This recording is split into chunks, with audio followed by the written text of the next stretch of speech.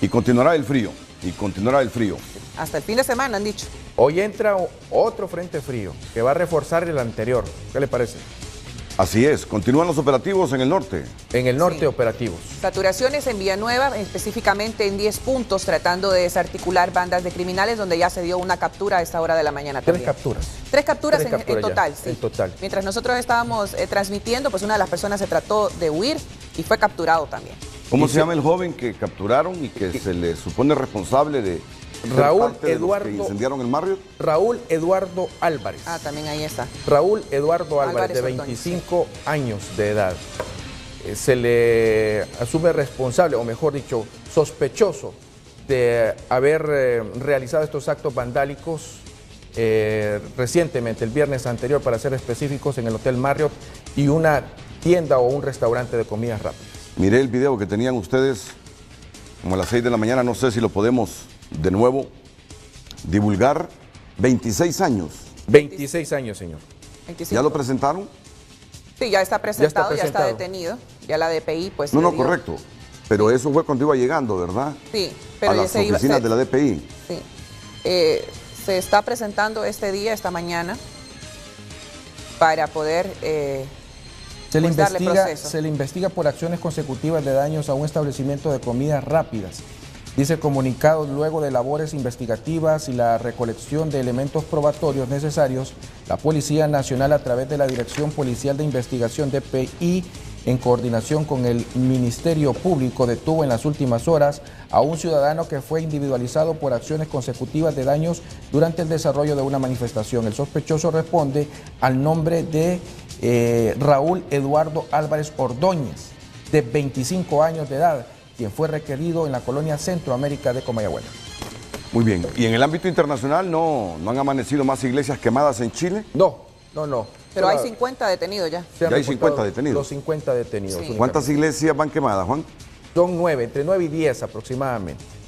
Y en el primer día del Papa en Santiago hubo 3 iglesias quemadas. 3 iglesias El primer quemadas. día fueron 13 ya. 3. Hoy continúa, hoy se supone que es el último día de visita oficial.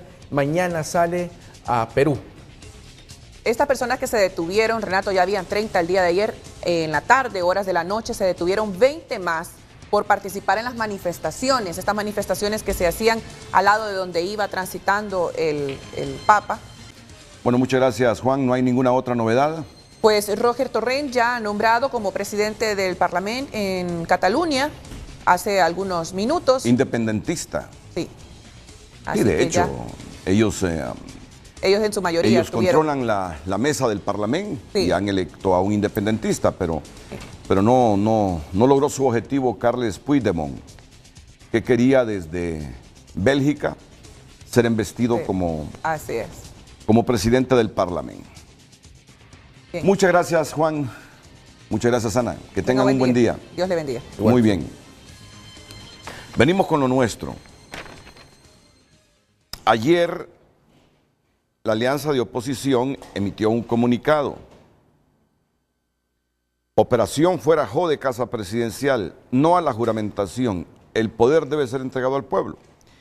Y hacen una cronología de todos los hechos que hemos vivido y además una programación de las movilizaciones que vienen, de las tomas que ya ellos están preparando y que han programado para después del 20 de enero.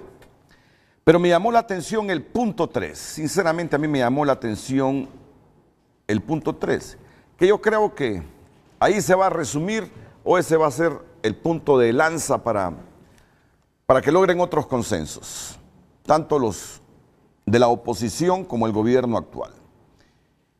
El objetivo a corto plazo es la auditoría forense al sistema de transmisión y divulgación de los resultados electorales, las actas, cuadernillos y demás documentación electoral. Después del 27 es la convocatoria a una Asamblea Nacional Constituyente originaria. ¿Saben algo? ¿Qué me late a mí que este va a ser el punto de consenso para generar otros consensos? Que este va a ser el punto de partida para generar otros consensos. Puedo estar equivocado. Es una opinión muy personal que la someto como insumo al debate de los panelistas que ya presentaré. Pero yo creo que por aquí por este asunto de la convocatoria a una Asamblea Nacional Constituyente originaria. Ya les vamos a explicar qué es ese asunto de Asamblea Nacional Constituyente originaria. Nuestra clase política va a terminar resolviendo sus conflictos.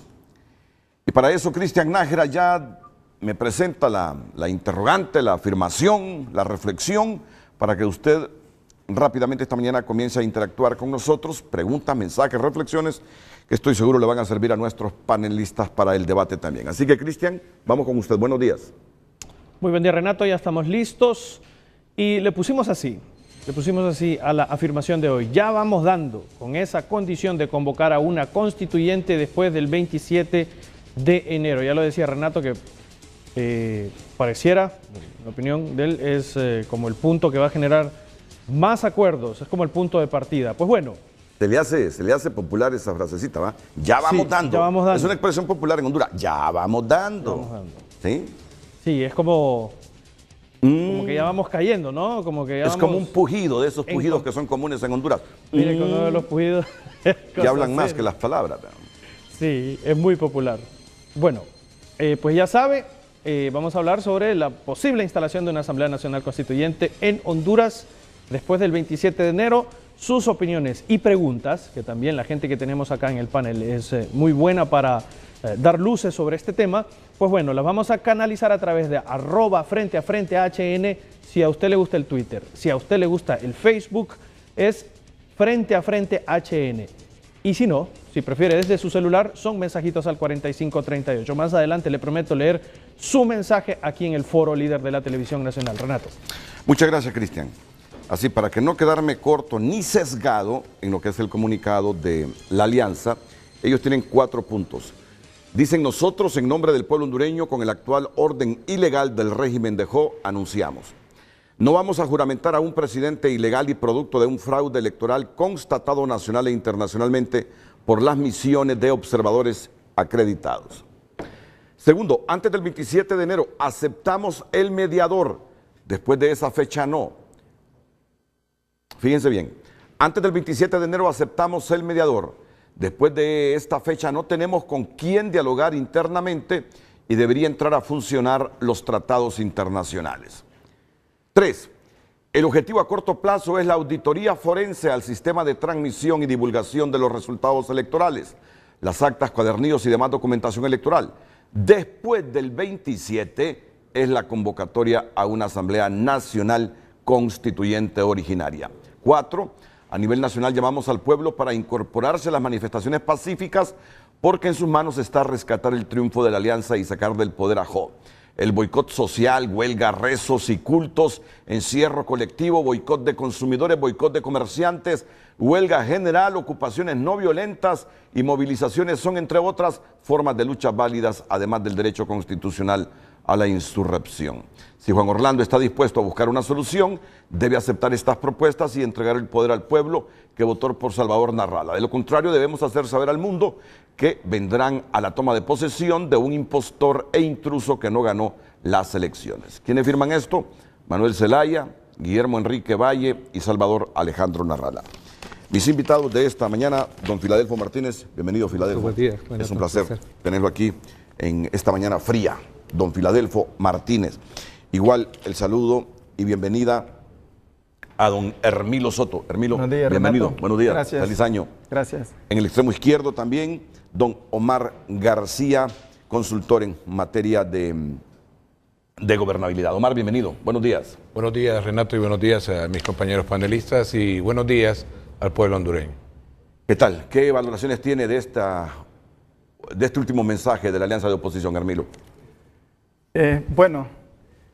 Yo pienso de que la Alianza de Oposición está en este momento partiendo del hecho de que no ha agotado todos sus recursos para enfrentar los resultados del fraude electoral del 26 de noviembre. Creo que en este momento estamos viviendo un escenario donde por parte del gobierno está apostando a darle largas al problema, a desgastar las acciones de oposición y a cansar a la ciudadanía. tomando en cuenta el guión del golpe de Estado, en donde la gente se estuvo movilizando y por largo tiempo, y esas movilizaciones no dieron el resultado inmediato que se buscaba en ese momento, que era la restitución del presidente Zelaya, pero que sí dio otros resultados, como fue la creación de un nuevo movimiento social y político, que es el que estamos viendo con el protagonismo que hoy tenemos en el escenario nacional. Por otro lado, la alianza creo que aprendió de lo que fue la experiencia del golpe de Estado, que no basta con movilizarse de manera pacífica en las calles, porque los grupos de poder que capturaron el poder del Estado por la vía de la fuerza no están dispuestos a cederlos por los mecanismos pacíficos. En ese sentido, yo creo que del 20 al 27 viviremos un escenario de confrontación muy fuerte, muy aguda, ¿verdad? Porque hasta este momento yo pienso que los dos bloques confrontados piensan que pueden ganarle la partida al otro. Y mientras los dos bloques no lleguen al convencimiento de que no se puede imponer uno al otro, no hay ninguna posibilidad de diálogo. Por eso yo he sido bien escéptico al diálogo en estos momentos.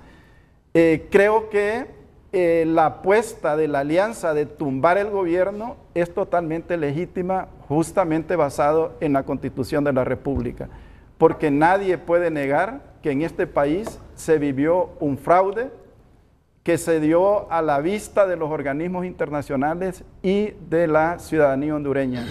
Sería interesante preguntarle al presidente Juan Orlando Hernández si él, en lugar de Salvador Narrala, hubiera aceptado unos resultados en las condiciones que se dieron estas elecciones, con todas las anomalías y con toda la manipulación que hubo en el proceso. Al final, pues, estamos en un escenario donde el poder constituido ya no responde a las expectativas y las necesidades de la ciudadanía hondureña. Y por lo tanto, es lógico pensar que un poder constituyente puede venir a superar esa situación. El poder constituido, entendido como el poder legislativo, ejecutivo y judicial, quizás apenas responde a un 30% de la población. La gran mayoría de la población no se siente representada y por lo tanto es legítimo que aspire a que haya una nueva institucionalidad que está totalmente colapsada y al servicio de pequeños grupos privilegiados. Bueno, la opinión de Hermilo Soto tiene toda la justificación. El pueblo dice de su lucha para tumbar a Juan Orlando Hernández. ¿Y cómo es que engarza este asunto de la constituyente que pone como condición para dialogar la alianza después del 27 de enero? Primero, el derecho a tumbar a Jo, porque usted considera que hubo fraude electoral. Bueno, si no se logra eso, ahí es donde usted engarza la constituyente, o cómo es que hace la transición. Bueno, normalmente después de un golpe de Estado, los países, los pueblos, transitan por la vía de una Asamblea Nacional Constituyente para reconstruir el orden constitucional y reconstruir la institucionalidad del país que ha sido destruida. Normalmente se entra a un proceso de reconciliación nacional para tratar de superar las heridas, las confrontaciones y encontrar consensos nacionales en función del interés del país, y normalmente se pasa a procesos de transición democrática. Y en el caso de Honduras, ninguno de esos tres lo hemos vivido. Una constituyente, a mí me parece que impulsada unilateralmente por uno de los bloques será muy difícil. A mí me parece que al final de cuentas, nos guste o no, los bloques confrontados tendrán que negociar y en esa negociación tendrán que haber aproximaciones donde lógicamente no se podrá imponer las expectativas de un solo bloque, sino que serán los puntos de encuentro de los intereses, las demandas de ambos bloques confrontados. Así es de que una constituyente originaria, no sé, que habría que ver los abogados, los entendidos en la materia, pero a mí me parece que al fin de cuentas va a tener que entrar a un eventual escenario de diálogo en donde serán los las aproximaciones las que tomarán forma. Solo dos preguntas para terminar con Hermilo Soto y luego escuchar las valoraciones que tienen los otros panelistas. Doy la bienvenida al sociólogo Miguel Cáliz, que ya está presente también aquí en el panel de Frente a Frente. Bienvenido. Buenos días. Buenos días. Miguel Cáliz. ¿O me surgió eso de sociólogo? No, sociólogo no, por respeto a mis colegas. No, yo soy abogado, pero me dedico desde hace un buen rato a temas de ciencia política. Vale la aclaración, vale la aclaración. Bueno, las dos preguntas para Hermilo Soto. ¿Cree realmente, Hermilo, que hay herramientas objetivas con que cuente en este momento la oposición para votar a Jode del poder? Bueno, habrá que ver qué están pensando los estrategas de la oposición, pero a mí me parece que la oposición tiene la fortaleza moral de la causa justa. Tiene la legitimidad que le establece la Constitución de la República. Me parece que hay un aprendizaje acumulado de lo que fue las protestas del golpe de Estado y de las antorchas, y creo que hay una ciudadanía, un segmento de la población, aquellos jóvenes que tenían 15 años con el golpe de Estado y hoy tienen 23, los que tenían 23, 25, hoy andan en los 35, ese segmento de la población entre 20 y 35 años que tiene sentimientos de impotencia, de frustración y de indignación. Creo que eso están asumiendo un protagonismo en la calle, y aquí se suma lo que viene siendo el planteamiento que acumula, en este caso, el proyecto de Libre, sumado ahora en la alianza, con una juventud que siente que le han robado todo, hasta la esperanza. Y yo creo que hoy estamos ante un escenario que debería hacer reflexionar a los que están apoyando este gobierno, particularmente a los empresarios, que son los que tienen que perder, y especialmente al ejército y la policía, que yo pienso que debe bajar los fusiles y los toletes para no reprimir la ciudadanía que se va a manifestar en las calles. Justamente en esa misma línea práctica y de ver las cosas, esas son algunas de las herramientas con que cuenta el presidente Hernández, la policía y las Fuerzas Armadas. Si estos, en función de protegerlo y mantenerlo en el poder, deciden utilizar justamente las armas, estamos entonces a las puertas de una guerra civil en el país, en esa misma línea de pensamiento que usted nos expone. Sí, y es que en mi opinión es difícil revertir un fraude. Normalmente los fraudes lo que generan es ingobernabilidad, crisis política y en algunos casos hasta guerras civiles. Yo, como hondureño, que tengo hijos, nietas y que tengo una larga militancia con los movimientos sociales, obviamente no deseo eso para mi país. Y yo creo que las fuerzas que tienen la posibilidad de incidir en este proceso, y yo aquí vuelvo a una idea que a mí me parece que es fundamental, los que tienen que dar la mayor parte, los que tienen que dar el mayor aporte, los que tienen que ser más abiertos y flexibles son los que detentan el poder.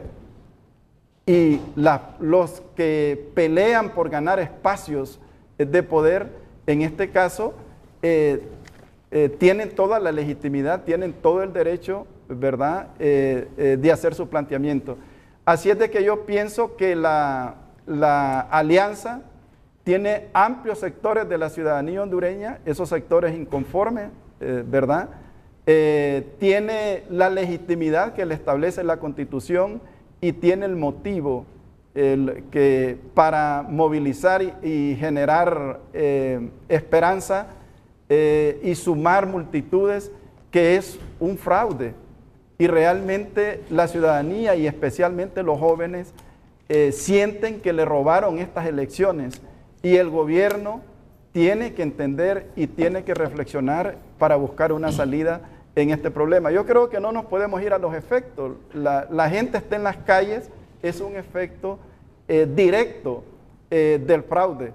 Así es de que los generadores de esta crisis son los que tienen que dar su mayor aporte y entender de que necesitamos vivir todos en este país, no solamente unos pocos. Bueno, la última pregunta. ¿Cree que al final la convocatoria a una Asamblea Nacional Constituyente originaria después del 27 de enero sea lo que sostenga a Juan Orlando en el poder y sea la partida de otros consensos con la oposición que ahora se manifiesta en las calles?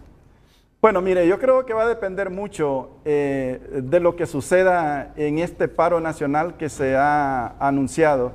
Yo he visto y he tenido la oportunidad de recorrer la costa norte y la zona noroccidental y realmente yo creo que si la alianza logra paralizar la costa norte, va a afectar los intereses económicos de este país y yo creo que eso va a hacer reflexionar a los grupos económicos que están apoyando al presidente y creo que si la ciudadanía se sigue manifestando sin temor, porque la ciudadanía ha perdido el miedo realmente a la represión, se expone. Las movilizaciones, aunque sean pacíficas, es difícil. Los que tenemos experiencia en la lucha social sabemos que es difícil controlar a la gente que está en las calles. Yo creo que lo que ha mantenido el presidente es la fuerza, es el ejército, es la policía, son los grupos de poder. Y en el momento que estos actores que lo sostienen empiecen a reflexionar de que podemos perder más, yo creo que el presidente tendrá que, o los que están en el poder en este momento, tendrán que reflexionar y buscar otras salidas. Hola, tengo 40 años de ejercer el periodismo y realmente no recuerdo que por alguna causa política, social, los trabajadores del sector privado o público hayan acuerpado una huelga sumándose a cualquiera de las causas. Por lo menos revisemos las últimas 2 o 3 décadas y yo no recuerdo ninguna causa que haya originado que los trabajadores arriesguen sus puestos de trabajo en las oficinas públicas y en los trabajos privados. ¿Cree que esta vez será diferente? Bueno, es difícil porque en el pasado las movilizaciones eran normalmente gestionadas y conducidas por organizaciones sociales. Para mí hoy las organizaciones son más autónomas, son más independientes, surgen desde el barrio, desde la aldea, desde la comunidad y de la calle. El problema, Renato y amigos que nos escuchan, es que el pueblo siente que ha perdido todo, no tiene nada que perder. Los jóvenes de este país se están yendo porque no hay oportunidades de vida digna, ¿no? Entonces, para la ciudadanía todo es ganancia. Para los grupos los que realmente tienen que perder en este país son los grupos de poder y por lo tanto son los que tienen que reflexionar. Es bien difícil, bien complicado estar frente a una ciudadanía indignada, frustrada, impotente, que siente que no tiene nada, que no hay nada, que no hay ninguna esperanza. Así es de que frente a todo lo que ha perdido, cualquier cosa que se pueda lograr es ganancia. A mí me parece que esos son los sentimientos de la ciudadanía en este momento. Hermilo Soto, con su opinión en torno a esta situación política, inmediatamente después de la pausa comercial, a valoraciones de Omar García, Filadelfo Martínez y Miguel Cálix. Atentos al Frente a Frente. El opinómetro de Televicentro pregunta esta mañana a usted que está en casita. ¿Considera usted que el mandato de la Comisión Depuradora de la Policía se debería ampliar? 2 opciones, A sí, B no. Opina enviando sus mensajes ahora mismo al 5550.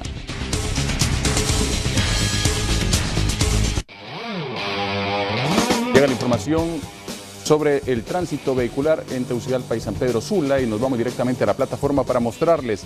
Esta es la carretera que conduce de San Pedro Sula a Choloma, Cortés. Ahí encontramos pues varias alertas de tráfico vehicular e incluso algunas líneas bien graficadas de cómo están circulando los vehículos en esos puntos. Y nos movemos hasta pasar a Choloma y aquí encontramos frente al Mall Las Américas otro punto en rojo de tráfico vehicular. En San Pedro Sula, específicamente el segundo anillo periférico, ahora mismo se ha despejado, pero está fluctuando el tráfico vehicular en este punto y por supuesto lo estamos monitoreando para tenerle bien informado. Y aquí en Tegucigalpa pues tenemos algunos sectores también que están reportando tráfico vehicular pesado y encontramos específicamente en el anillo periférico desde el sector a la altura del Boulevard Venecia, incluso más adelante encontramos tráfico completamente en rojo y las alertas que nos fallan porque el tráfico es pesado a 16 kilómetros por hora en este punto, mientras también tenemos en la parte baja del Boulevard Fuerzas Armadas a 15 kilómetros por hora los vehículos circulando frente a los juzgados de lo penal saliendo de Comayagüela y también el Boulevard Económica Europea. Así que el comportamiento es de tráfico vehicular es fuerte esta mañana, pesado en varios puntos de la capital de la República y les estaremos mostrando más adelante, por supuesto. Estamos monitoreando para tenerle bien informado. Seguimos con el tema de esta mañana en Frente a Frente. Adelante con Renato Álvarez. Bueno, ya con nuestros otros panelistas también listos para valorar la actual situación del país. Omar García, Filadelfo Martínez, Miguel Calix. Omar cree que haya suficiente, vamos a ver, arsenal de estrategias en la oposición canalizada a través de esta alianza como para tumbar a Juan Orlando Hernández. Lo que pasa es que hay que estar considerando el peso. Pueda que estén presentes, como dice acá el compañero Emilio Soto, ciertos actores, pero faltan más actores. Yo quiero más bien llevar a la conciencia de los partidos políticos y la sociedad como tal. Somos una república, esto es un Estado. Y alguien dijo por ahí que vivir lejos, al margen del Estado, es sucio, es pobre, es corto y al final terminan todos contra todos. Y aquí tenemos que estar pensando en función de lo que es el Estado. Si el Estado no está presente en todo el país, muy probablemente comunidades que han estado al margen pueden ser arrastradas por esto. Y aquí la podemos pagar caro cuando hemos estado descuidando muchos municipios y donde también el Estado no ha estado tan presente. Me pongo a pensar en Colón, por ejemplo. ¿Qué significa eso cuando dice usted que el Estado no esté presente en todo el país? Que no hayan fuerzas armadas, que no hayan policías. Que no haya médicos, que no haya educadores, que no haya carreteras, que no haya todo lo que se corresponde del beneficio de pertenecer a un Estado. Y acá eso es algo que tenemos que estar considerando, porque en definitiva esta estrategia, aquí se ha hablado, ¿verdad? El crimen organizado ha llevado estas cosas a otros países, a Latinoamérica. Estoy pensando en la historia y en lo que ha sucedido. Resulta que donde el Estado ha descuidado, entonces estos grupos, estos carteles llevan escuelas, llevan centros médicos, arreglan carreteras, el acceso, establecen control de los precios, ellos deciden si el maíz, los frijoles, si es que es la semilla que se consume en el pueblo, va a valer tanto. Le da lo que llamamos, y lo voy a decir entre comillas, gobernabilidad a esa población.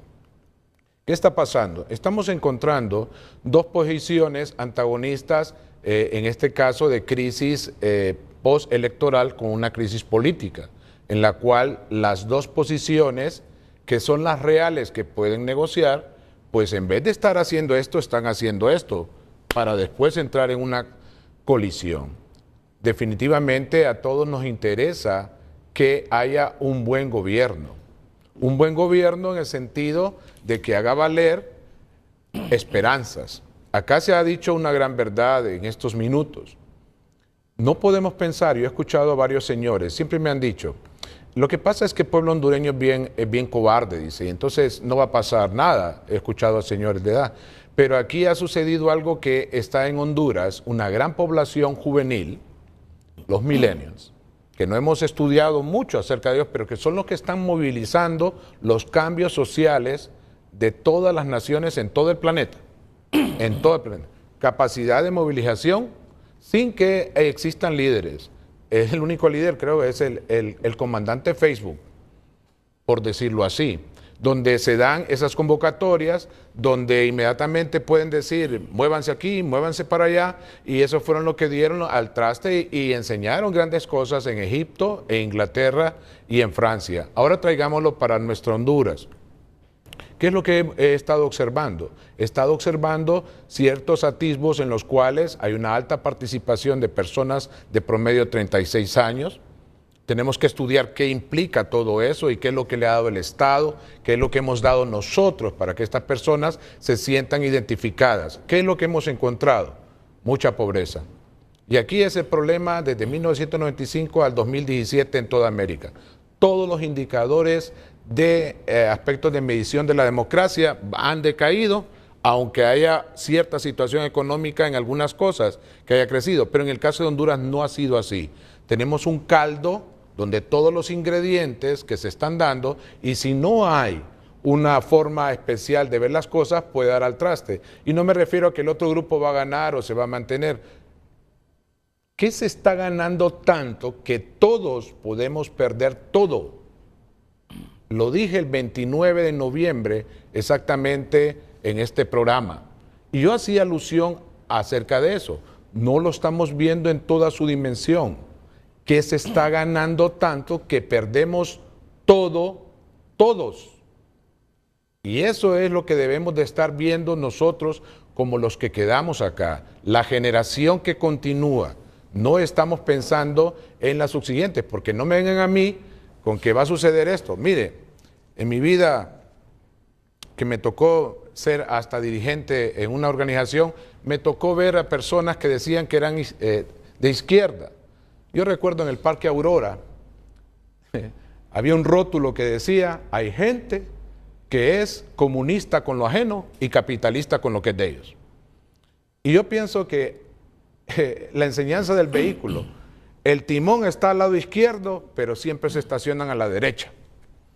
Yo creo que estamos ante una situación en la cual en Latinoamérica, propiamente en nosotros, en vez de primavera árabe, estamos teniendo una primavera generacional.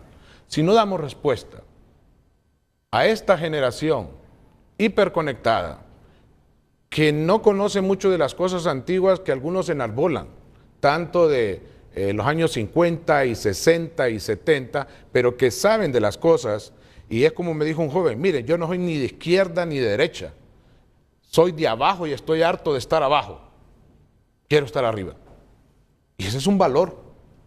Y entonces, acá tenemos que estar conscientes si la oferta de los dos grupos que ahorita, porque son dos grupos, están teniendo ese choque, si realmente nos va a llevar a todos, porque alguien dijo por ahí, si vamos a tener por un lado a personas anarquistas y por el otro lado a personas absolutistas y por el otro lado a testigos pasivos, es obvio que aquí va a haber una cuestión que todos lo vamos a lamentar. Y yo les digo ahorita, los grupos que están en antagonismo son minoritarios, no representan el total de lo que es el país. Aquí tenemos que pensar en el país. El poder político invadió el poder económico, el poder social y el poder militar. Tiene que retrotraerse para dejar el equilibrio de los cuatro poderes. Solo así la república va a poder subsistir, porque si no, entonces aquí vamos a estar en problemas. ¿Qué me dice a mí que los que, vaya, hagamos un escenario, si cambia y se gana con la constituyente? Yo conocí personas en mi juventud que antes enarbolaban el rojo y negro y se han convertido en unas personas, pero terribles, difíciles de soportar en cuanto a justicia social con sus empleados, con sus personas. Entonces que no me vengan con cuentos, yo lo he vivido. Hay pocas personas como los que están acá que se mantienen, pero hay otros que utilizan este tipo de cosas, como lo que pasó en Cuba. Los hermanos Castro mataron casi todos los comandantes que le ayudaron a llegar al poder. Todos. El último que murió fue Orellana, hace como 15, 16 años. Entonces, ¿y por qué? Para quedar en cuestiones de quedar en el poder. Queremos luchar contra el poder y ven, no vaya a ser que nos quedemos con él. Mucha gente, hay cosas, hay mensajes que aquí no son bien contradictorios, no son. Yo no puedo ser tan de social o de izquierda con botas de $8,000 puestas. Yo no puedo ser así, debo de ser consecuente con mi forma de pensar. Y lo último, he dejado manifiesto que ya las cuestiones ideológicas como que están quedando atrás, y así es. Esa es la tendencia en América. No es tanto la cuestión ideológica, sino la situación de mejorarnos el futuro a todos. Hay una mayor conciencia del futuro. Y eso tiene que ver con el acceso a educación, que tenga que ver con que nos den la opción para poder decidir nosotros. Esta es una democracia. no es una partidocracia, no somos monarquía, somos república y debemos de pensar como república y la carretera es la democracia. Ok, así en un minuto, ¿cómo termina esto? ¿Con una constituyente donde se haga una nueva constitución o en una guerra civil? Es una pregunta bien difícil de poderla contestar en este instante. Y yo sigo, así como miro las cosas, esto no va a tener buen suceso. Esto no va a tener buen suceso. Coincide que puede terminar mal, como lo dice Hermilo Soto. Es que no tienen el control, ninguna de las dos fuerzas antagonistas tienen el control real de lo que es una situación de este tipo. Mire, se lo digo al pueblo así en forma sencilla. Se ha crecido y se ha construido una represa de cinismo que está deteniendo un enorme caudal de ira. Esa represa va a ceder ante esa fuerza de ira que se está conteniendo. ¿No cree que esto termine con una constituyente consensuada entre la oposición y el sector oficial? Debería. Es su obligación generacional, porque si no serán personas que van a ser recordadas en la historia como que serán culpables de haber hecho perder la vida de mucha gente. Esos escenarios que plantea Hermilo, que plantea Omar García, ¿cómo los valora Filadelfo Martínez?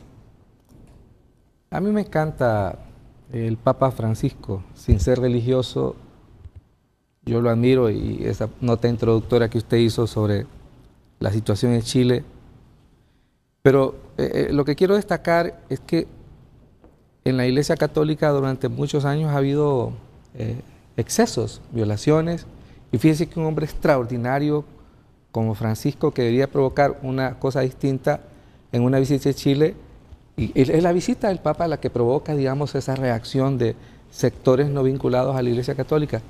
Estoy diciendo esto porque lo que quiero decir es que Honduras no es la excepción. También en países civilizados, con mucho desarrollo de la democracia, cuando la impunidad, cuando el abuso se asienta, entonces la gente reacciona violentamente. Y eso es lo que estamos teniendo ahora en Honduras. Yo, escuchando a Hermilo, y yo digo, es inevitable que una buena cantidad de hondureños atiendan el llamado que ha hecho la alianza y que intenten paralizar el país. Eso es inevitable. Yo no quiero, pero es... Y coincido con Hermilo que hay sólidos argumentos que tienen las personas que hacen este llamamiento, cómo se tiene que comprender a la gente que atiende este llamado. Yo creo que uno no puede desconocer eso. Yo he estado ahora leyendo y releyendo el documento de la Comisión de la Verdad, y cuando habla de los principios morales dice el reconocimiento del otro. Hay en esta crisis otro que debemos respetar y que debemos tratar de entender. Para mí la pregunta es, ¿cómo hacemos que esta crisis, que es inevitable, valga la pena? Yo creo que ya llegamos a un punto en que hay fuerzas, y yo voy a discrepar con Hermilo, no solo el ejército de Honduras, todos los ejércitos del mundo se constituyen para defender los poderes. O sea, esa es una función esencial de los órganos represivos, reprimir, y en este caso reprimir manifestaciones que tienen una sustentación. Es más, en los momentos en que los poderes militares se han rebelado contra ese poder, ha sido en su propio beneficio. Hugo Chávez es el mejor ejemplo de eso. Entonces, yo creo, y porque el tema aquí es la constituyente al final de cuentas, el punto de encuentro de estas dos fuerzas. Yo diría que debemos hacerlo. Debemos hacer, porque fíjese que yo venía conduciendo y una de las noticias que está ahora es la posibilidad de que estos jóvenes de la Mara 18 salgan libres. Y venía conduciendo con ira, con enojo, y no contra los de la Mara 18, sino contra el Ministerio Público, contra la Corte Suprema. Ahí está, ese es el enojo de todos nosotros. Y es legítimo eso que dice Hermilo, estamos enojados. Y quienes hemos leído este documento de la eurodiputada Lola Sánchez Caldertey, nos damos cuenta de que Honduras es la historia del fraude en las elecciones políticas. Es decir, ya, basta. Y lo que hay que entender es que es responsable Manuel Zelaya Rosales de hacer estos llamamientos, pero también es responsable Juan Orlando Hernández de no querer entender que el país, que él ganó con una situación precaria. Porque pongamos el otro extremo, que decidiéramos poner a Salvador Narrala presidente, va a haber una masa de nacionalistas que va a decir que eso es fraude también. Entonces, llegamos a una situación tan compleja que la solución no hay que buscarla en la discusión de si hubo o no fraude, sino cómo hacemos que la crisis valga la pena. Y un buen punto de partida es la constituyente.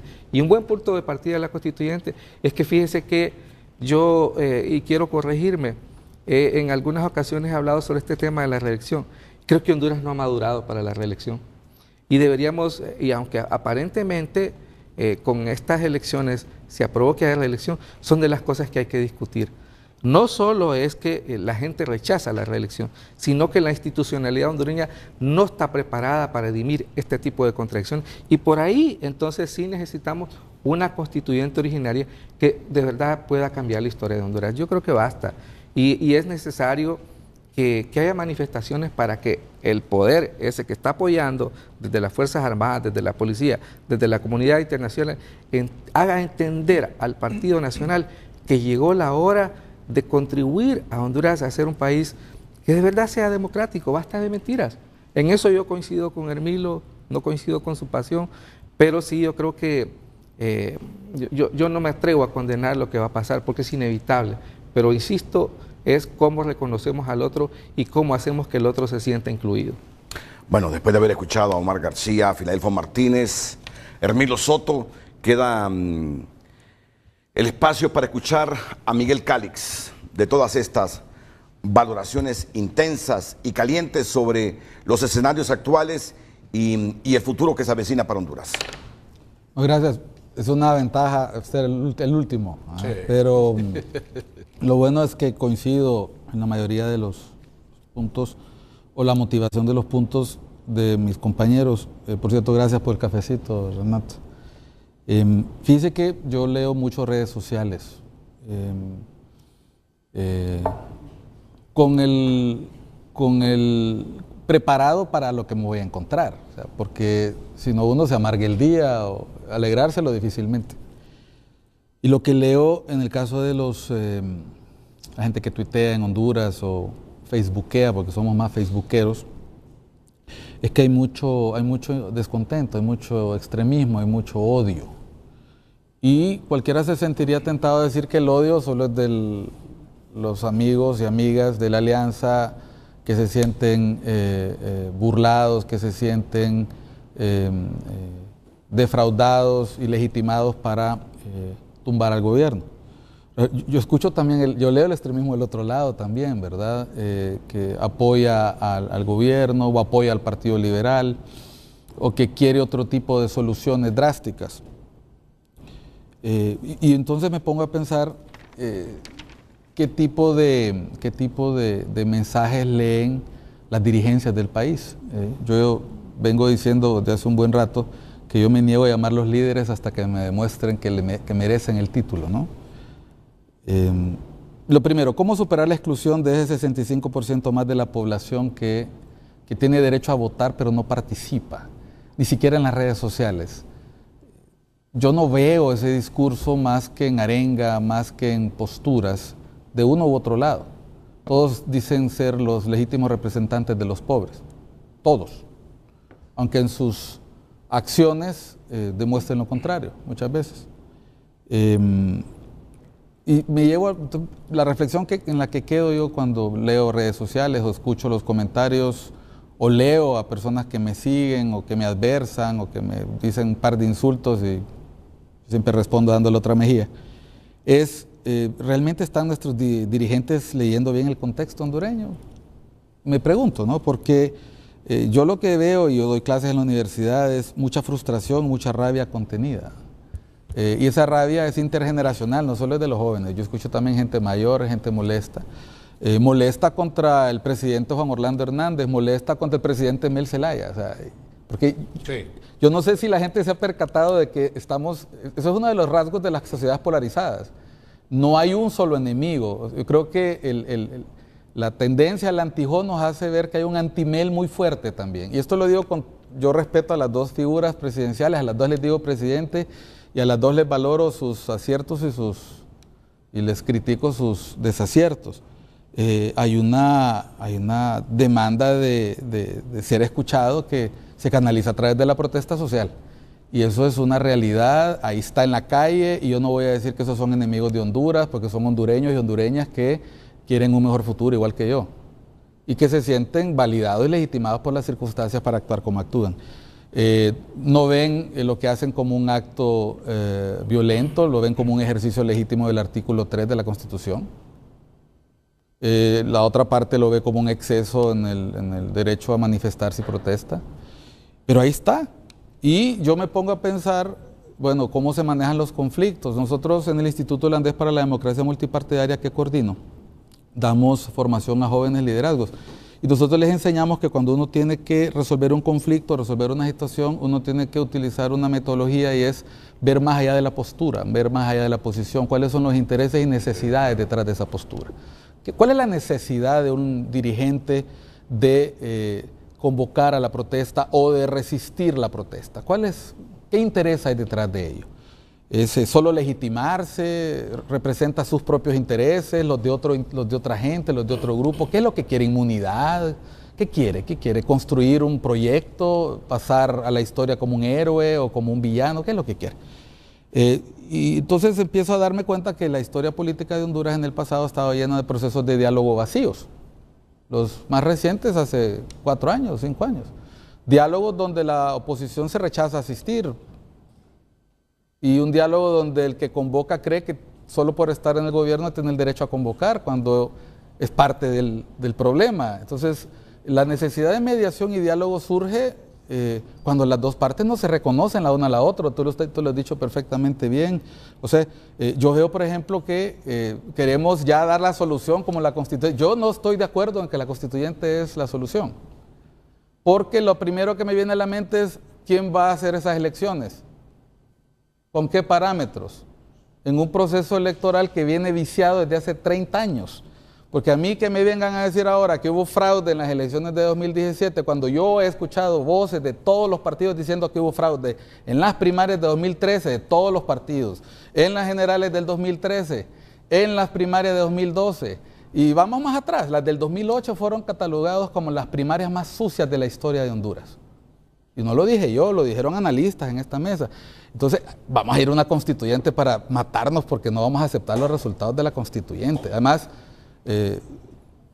un discurso conveniente donde se aceptan los resultados de diputados y alcaldes, pero no se aceptan los de... O sea, yo no entiendo cómo un sistema fraudulento puede producir diputados electos legítimos. Y eso es para las dos partes. Entonces, primer paso que yo no veo y que es necesario para entrar a un diálogo, porque aquí estamos hablando ya de la solución y ni siquiera nos hemos puesto de acuerdo ni en qué mesa nos vamos a sentar. Yo no veo a las partes admitiendo errores. Aquí pareciera que todos han actuado bien y todas las partes que están involucradas en este conflicto, incluyendo muchos de los que nos sentamos a opinar, hemos cometido errores. Nadie, aquí el error es del otro, el otro tiene la culpa. O sea, y otra cosa, aceptar que no solo yo tengo la razón, la otra parte también defiende una institucionalidad que es válida cuando conviene y es inválida cuando no conviene. Entonces, una de las cosas que hay que quitar del discurso es el cinismo. Yo creo que hay mucha hipocresía en el discurso de las dirigencias políticas. No es cierto que todo está bien, no es cierto que todo está mejorando, pero tampoco es cierto que todo es malo. Así es. A mí me dicen, es que el gobierno de Mel Zelaya fue el... No es cierto, hubo cosas buenas. La matriz energética que tenemos hoy se empezó a construir en ese gobierno. Y también la respuesta de los grandes grupos de poder para hacerse de todas las cuencas, que empezó antes. Cuando ya miraron que la matriz iba a cambiar, miren ustedes quiénes tienen los concesionamientos de las principales cuencas. Entonces no es cierto que los grupos económicos son ajenos a este problema, pero tampoco he visto esa postura de los grupos económicos pidiendo ese diálogo. Y no me refiero al COEP, no me refiero a las cámaras de comercio, me refiero a los grandes. a esos grandes que tienen negocios en temas energéticos y también colaboran en campañas de responsabilidad social empresarial, que es la nueva manera que tenemos de llamarle a quedar bien con mi conciencia, ¿no? O sea, lo digo así en buena onda porque yo quiero tratar de entender cuál es mi rol histórico estando sentado aquí, ¿verdad? Y yo empiezo a darme cuenta que hay algunos, concluyo con esto, que creen que esto se soluciona con una constituyente. No se soluciona con la constituyente. Antes de que a mí me digan que esa es la solución, yo quiero saber qué traen debajo del brazo y si efectivamente las voces que en este momento están ausentes del debate político, que son los jóvenes, la gran mayoría de jóvenes que fueron a votar ahorita y que yo no veo una persona menor de 30 años en ninguna mesa. Ninguna. Yo ya me quedé viejo frente a esta gente. Yo no veo ningún interlocutor hablando por ellos, excepto para pedirles que defiendan un triunfo de uno y otro lado, porque sé que en todos los lugares hay personas. Entonces, yo aprovecho este espacio para decirle a la gente, la democracia empieza con el diálogo y se acaba con ella. Y si me empiezan a decir de que es que aquí no hay democracia, bueno, yo repetiré hasta el cansancio, la democracia se mejora y se resuelve con más y más democracia. Y si esa democracia no está funcionando, entonces hay que decir dónde no está funcionando. Pero también hay que empezar por aceptar cuál es mi cuota en que esa democracia no funciona. Y no va a funcionar una democracia cuando se soslayan que hay irregularidades en los procesos electorales desde hace mucho tiempo, cuando se soslaya que todos los partidos cometen el mismo error, escondiendo su inmundicia debajo de la alfombra. Y lo más importante, que muchas veces nosotros hemos perdido el contacto con esa realidad cuando hablamos aquí. Yo creo que a veces en esas redes sociales que leen los compañeros se siente esa frustración de malas palabras, Renato. Contigo estuvimos hace unos días hablando. Yo siempre trato de interpretar detrás de ese hijo de tantas, ¿qué motivación hay? Y no voy a decir que todos son bots o todos son call centers, porque hay gente que en este momento se encuentra desesperada y lo que quiere es liderazgo, no dirigencia. Yo sigo a la espera. Bueno, miren, después de tantas aristas es bien difícil simplificar, ¿verdad? Y yo siempre acostumbro a simplificar las cosas porque menudo trabajo tiene. Sé que el mensaje así, verbal, es tan fugaz que de repente alguna gente no termina de comprenderlo. Pero yo siguiendo esa metodología que utilizan en el Instituto Alemán para formación de jóvenes, holandés, perdón, que preside Miguel Calix, me voy a hacer así 2 preguntas rápidas como insumo para mis panelistas. Siempre ir más allá y pensar del por qué las cosas. Miren, yo no entiendo cómo a esta altura el presidente Juan Orlando Hernández no facilita, si es que fuera así, es mi percepción de las cosas, esa mediación internacional. Algunos de día a día están criticando la mediación internacional, que eso es no creer en nosotros. Pero así como estamos, con las posturas que tenemos, es bien difícil que aunque hayan hombres y mujeres decentes en el país, las partes crean en ellas. Por eso me pregunto, ¿por qué no facilita esa mediación internacional? Que tienda puentes, recoja las posturas y comiencen a diseñar una metodología para dialogar. Es que no va a pasar, Renato. Bueno, ya vamos a ver por qué no. Ya vamos a ver por qué no va a pasar. Todavía. Ok. Como igual me estoy preguntando, miren, y yo me estoy preguntando eso desde ya días, desde el día posterior a la crisis. Francamente, ¿cuál es la intención de Mel? Sí. Bajo la línea de que ganaron las elecciones, que les hicieron fraude, vaya, encaramar a Salvador como presidente o buscar la constituyente que le elimine los obstáculos que le impiden la reelección a él. ¿Y después qué? Bueno, ya me van a decir también. Yo desde hace días estoy pensando en eso. ¿Por qué Juan Orlando Hernández, francamente, no facilita, no ayuda a esa mediación internacional? ¿Y qué busca Mel? Sinceramente, ¿qué busca Mel? ¿Poner a Salvador en la presidencia? ¿O buscar la nueva constitución que le elimine los artículos que le impiden a él buscar la reelección, no con los parámetros que utilizó Juan Orlando Hernández, sino ya con una herramienta, con una carta magna que diga si se puede reelegir un presidente, ya sea de manera alterna o continua, por una o dos veces. Que nuestros panelistas nos empiecen a valorar esas cosas después de la pausa comercial. Y otra preguntita, ¿ustedes creen que el sector público y privado se sume a una huelga general, viendo la conducta histórica por cualquier causa que se les haya convocado en su momento? ¿Creen que van a atender ese llamado a dejar sus trabajos en el sector privado y sector público? ¿Por lo que quiere Mel? ¿Por lo que quiere Salvador? Después de la pausa. El opiniómetro de Televicentro, la pregunta para hoy, miércoles. ¿Considera usted que el mandato de la Comisión Depuradora de la Policía se debería ampliar? Dos opciones acostumbradas, así, B, no. Su mensaje al 5550 formará parte de los resultados que se van a publicar a partir de las 9 de la noche en TN5 Estelar, por este mismo canal. Vámonos con redes sociales sobre el interesante frente a frente que estamos teniendo, un análisis de altura que estamos viendo hoy. Y bueno, la gente también participa. Reina Villeda dice, antes de la constituyente hay que aclarar las cosas, no quieran lavar los delitos de traición a la patria, corrupción, impunidad, violaciones constantes a la ley con una constituyente dirigida por los mismos que han generado todos estos problemas. Verónica Torres, la Asamblea Constituyente no es la solución, el diálogo franco y sin condiciones sí puede responder a las expectativas de cambio. La constituyente es una salida demagógica y populista. Honduras no necesita un nuevo pacto social, pero sí diálogo, respeto a los valores y principios, tolerancia y líderes de verdad que amen a la nación. Humildes, sensatos, ponderados y sobre todo temerosos de Dios. No dirigentes soberbios, malévolos y amadores de sí mismos. Fíjate que yo eso no me... Verónica Torres, ese era su mensaje. Esmeralda Bonilla, a mí no me representa la alianza, no estoy de acuerdo con que el pueblo salva al pueblo, porque aquí el pueblo joroba al pueblo destruyendo las fuentes de trabajo y hablan de guerra porque no saben qué es estar en una guerra. Yo sí, soy de Huascorán y viví una guerra, dice. Enrique Landaverri, el problema es la constante violación a las leyes o tantas leyes sin cumplir. Avidán López, tratemos de buscar el bien común de Honduras. Señor, se les olvida el civismo, desde Olanchito lloró. Y Jairo Lenín Mejía, ahí está el mensaje, la constituyente es muy mal interpretada por alguna parte de la población. Esta no va a bajar los precios, no va a dar dinero gratis. Si piensan que vivirán todos del Estado, están equivocados. Así las redes sociales, Renato. Bueno, así están las cosas. Nos hemos llevado una hora del programa, así que vamos con preguntas breves, respuestas breves para analizar la mayor parte de aristas de este conflicto.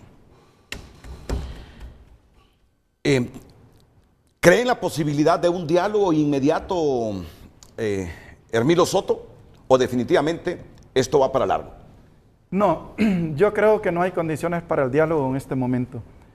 Estamos viviendo un escenario donde los bloques no han agotado todo su arsenal, por decirlo de alguna manera, todas sus fuerzas, y se va a medir fuerzas. Cuando los bloques lleguen a la conclusión de que no se puede imponer uno del otro, si eso se da, porque pudiera ser que se presente otro desenlace, entonces sí habrán condiciones para el diálogo. Me parece que ese es el escenario que tenemos y pienso que en este momento el diálogo que se tiene es una farsa, porque mientras no dialoguen las dos fuerzas confrontadas, no podemos estar hablando de diálogo. Hermilo solo ve un escenario de guerra inmediato en el panorama político del país, Omar. ¿Coincide usted con eso? Bueno, yo soy catedrático de la Academia Diplomática de este país. Soy catedrático itinerante. La diplomacia que tiene que ver con diálogo debe de agotarse antes de entrar a una guerra, así se llama. Entonces debe de darse una oportunidad de las fuerzas. Aquí estuve el 29 de noviembre y usted lo sabe y pueden ver ese programa. Les decía, es importante ir a un diálogo, un reconocimiento de que nos hemos equivocado, que todos, y que es importante llevar a esa mesa ese reconocimiento. Si yo no reconozco que hemos fallado en esto, no va a haber. Mire, aquí se habló mucho del proceso de negociación. Ok, posiciones, pero también los intereses, que bien dice el colega Calix. De esos intereses hay estrategias. De eso hay una contrapropuesta de estrategia. Al final hay un acuerdo que puede llamarse constituyente o ver la Constitución, si necesitamos mejoras, hacemos los arreglos. Aquí se ha hablado de lo que fue esta situación para que los hechos no se vuelvan otra vez a repetir, que ahí están a la saciedad. Se está hablando acerca de eso. Hay un rechazo a abordar eso. ¿Qué puede pasar? Lo que suele pasar siempre cuando gente desarmada se confronta con gente armada. Lo que suele pasar, se enfrentarán jóvenes asusados por viejos, jóvenes que no se conocen se van a enfrentar asusados por viejos que sí se conocen y no se quieren enfrentar. Esa es la verdad. Y ese ha sido siempre el caldo en toda sociedad. Yo aquí apelo a las siguientes generaciones. Hablaba de que todos tenemos familia, todos tenemos hijos, somos padres, tenemos hermanos, por ellos tenemos que hacerlo. Nos produjo un atraso terrible hace 100 años estar en guerras civiles por cuestiones políticas y de caudillismo y de caciquismo. Y somos el país más atrasado de Centroamérica en cuestiones de crecimiento democrático. ¿Pero por qué? Por eso mismo, porque no se quiso tomar en lo más difícil. Como decía Mahatma Gandhi, la mayor violencia es la no violencia. Y entonces pareciera que no hay capacidad con respecto a eso. Yo recuerdo sus palabras de hace... 29 de noviembre lo dije. De hace varias semanas. Sí. Te dice, las Fuerzas Armadas jamás van a dejar que se maten entre hondureños. Hace algunos minutos dijo, los viejos, las cúpulas, van a asusar a otros para que defiendan los intereses de cada uno de ellos, pero ellos temen enfrentarse. Si ese es el escenario, tendrá entonces que utilizar los rifles, las Fuerzas Armadas y los policías para defender lo que siempre defiende cuando está el establishment, el gobierno actual. Es que esa es su obligación. Pero lo otro, usted dijo, yo lo recuerdo, lo que puede ocurrir también es que para que no se enfrenten entre hondureños, las Fuerzas Armadas tendrán forzosamente que intervenir. ¿Recuerda que lo dijo? Sí. Ok. Tendrán forzosamente que intervenir, que no es otra cosa que un golpe de Estado. Y después del golpe de Estado y de la presencia militar en el poder, vienen las constituyentes y vienen las nuevas constituciones. Por eso yo digo, y aunque Miguel afirme que eso no soluciona, y probablemente si antes no resolvemos la crisis electoral, ¿por qué se dio? Y hay aceptación de los errores de todos.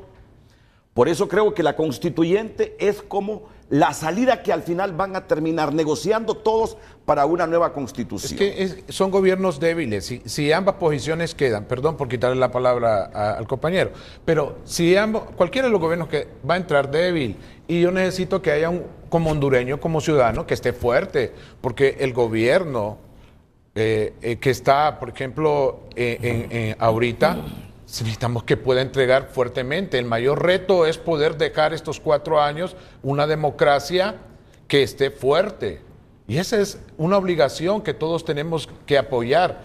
En función de ello, no debemos de perder de vista que sería una válvula, pero hay que ver cómo va a ser esa válvula. Esa válvula, mire, es preferible, yo se lo digo aquí al pueblo hondureño, es preferible entrar en una negociación a tener una confrontación.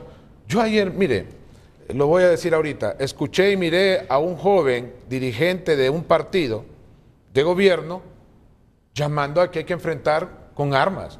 Ahí está grabado él. Y yo dije, ¿cómo es posible? Y no me refiero a la alianza. ¿Cómo es posible que este caballero esté diciendo eso cuando los ánimos están caldeados de varios jóvenes? Porque él representa generacionalmente a un grupo. No hay conciencia acerca de